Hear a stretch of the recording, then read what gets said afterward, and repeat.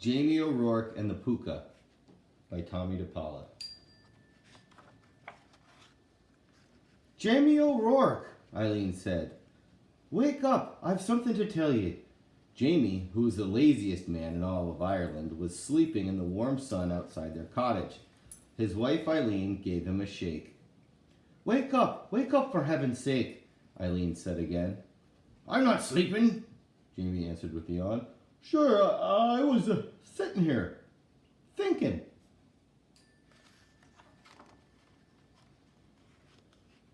Now, Jamie, please listen, Eileen replied. Do you remember that I'm going up to visit my sister Kathleen and her family to help with the new baby? Jamie let out a snore. Eileen poked him.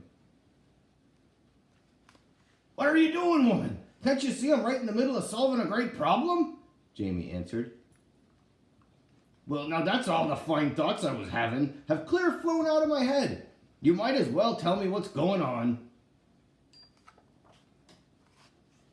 Eileen explained to Jamie, for the 40th time most likely, that she was off to Kathleen's and would be there for the better part of a week. Now, Eileen went on, I've cleaned the cottage from top to bottom. I've cooked all kinds of good things and put them in the larder. All you have to do is the washing up each night and have a quick swipe of the broom every now and then. Well, me darling, you're too good for the likes of me, Jamie said. But don't you be worrying, I'll take good care of everything so's you won't even know you've been away. Now give us a kiss and be off with you. Down the road went Eileen O'Rourke. All of this commotion has made me as tired as a farmer plowing 5 fields, Jamie said to himself. I think I'll just have me a lie down.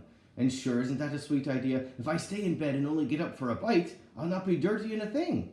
So Jamie O'Rourke climbed into bed, even though the sun was high in the sky, and fell fast asleep. Jamie! Jamie O'Rourke! 3 voices called outside the door. Where are you, man? We heard Eileen's off to her sister's, so we've come to keep you company.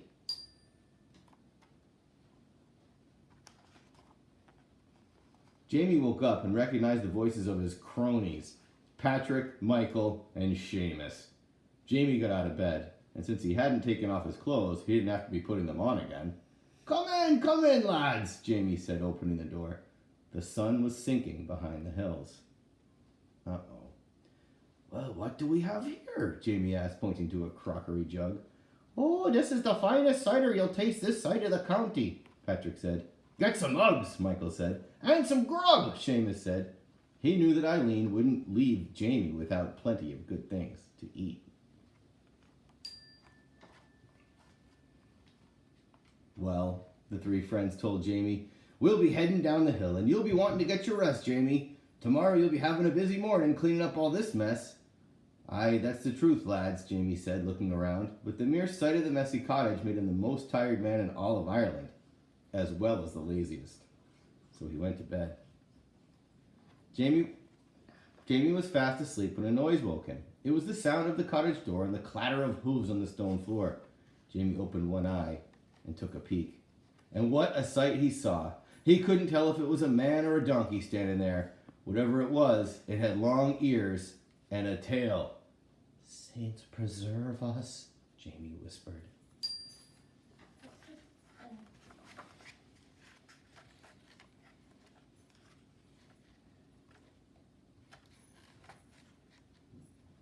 I may as well begin first as last, the creature, who was a Pooka, said out loud to himself. He stirred the fire, poured some water into a big pot, and put it on the fire. As soon as the water was hot, the Pooka washed the dishes, the mugs, and the cutlery. He put the leftovers in proper dishes and back into the larder. He swept the floor and gave the fire a good raking. Then the Pooka left the house with such a slam of the door, Jamie nearly fell out of bed. The next morning, when Patrick, Michael, and Seamus came by the cottage with a fresh jug of cider, they were amazed to see it as clean as Eileen had been there, as if Eileen had been there. How did this all happen, they asked. Well, me lads, Jamie replied, I got up with the birds and cleaned it all up, just like any good husband would do when his darling wife is away. Patrick, Michael, and Seamus looked at each other. They didn't really believe Jamie, but there it was. So the four friends had another grand time, just like the night before.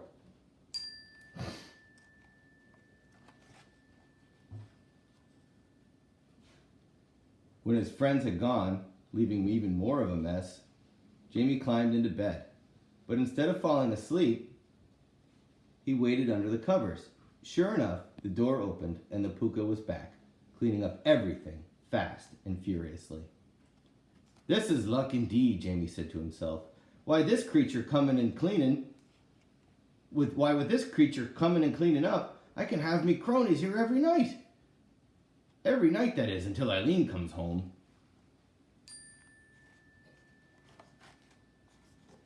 And that is what he did. Night after night, Jamie, Patrick, Michael, and Seamus had a grand old time, making a grand old mess. And every night, the Pooka came in and set things to right. By the end of the week, Jamie was curious about this accommodating creature, so he decided to stay up and have a chat with him. He was a little scared when the Pooka came in and went right to the fire, but he took a deep breath, swallowed a mouthful of cider for courage, and spoke up. Now then, sir, if I'm not taking a liberty, might I be knowing who you are and why you're so kind as to do the cleaning up each night after me friends and myself?" The Pooka turned and looked at Jamie. "I'll tell you, and you're welcome to it. A long time back, I was the laziest servant that ever was clothed and fed, and did no work for it. When my time came for the other world, this is the punishment I was given for my lazy ways. To find a place each night to labor in. As I was wandering by the other night, I looked in the window of your cottage. As sure as can be, you needed my help. It's not so bad, for at least I'm out of the cold, but when I finish my work, the saints preserve us, that cold wind goes right through me bones. Wouldn't be so hard if I had me a nice warm coat." Well, well, Jamie thought, I can probably help the poor creature out. The next night, after his friends left, Jamie sat and waited for the Pooka. Eileen would be home tomorrow, but Jamie wasn't worried. He knew the Pooka would do an excellent job of cleaning up, especially when Jamie gave him the old coat he had pulled from the trunk. As soon as the Pooka came in, Jamie showed him the coat. He helped him into it and buttoned it up. The Pooka went to the mirror.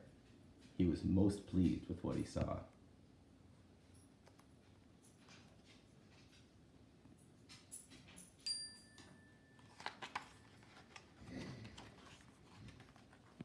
"I am much obliged to you, Jamie O'Rourke. You have made me happy at last. Now I'll be saying good night to you." The Pooka turned to go. Wait, wait, Jamie cried out. "You're leaving too soon. What about the washing up and the sweeping?" "Ah," the Pooka said, "now it's your turn. My punishment was only to last until some kind creature like yourself liked the way I done my duty and rewarded me for it. Goodbye, and you'll see no more of me." The Pooka left, and there was Jamie with the mess. Or should we say Eileen? For when she arrived the next morning and looked around the cottage, she said, "Oh, Jamie O'Rourke, what do you have to say for yourself?" But Jamie said nothing. He was too busy thinking he shouldn't have been in such a hurry to reward that ungrateful Pooka. Very ungrateful.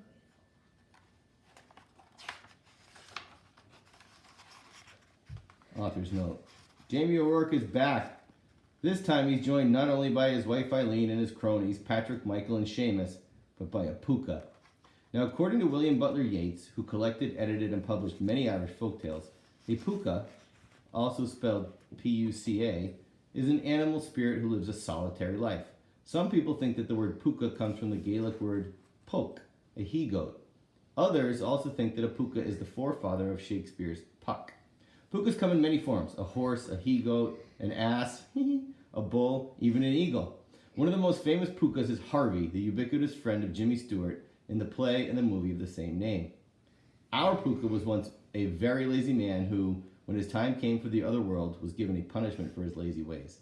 He had to come back to Earth as a Pooka and make up all the work he failed to do when he was alive. So, watch out, Jamie O'Rourke. Tomie DePaola.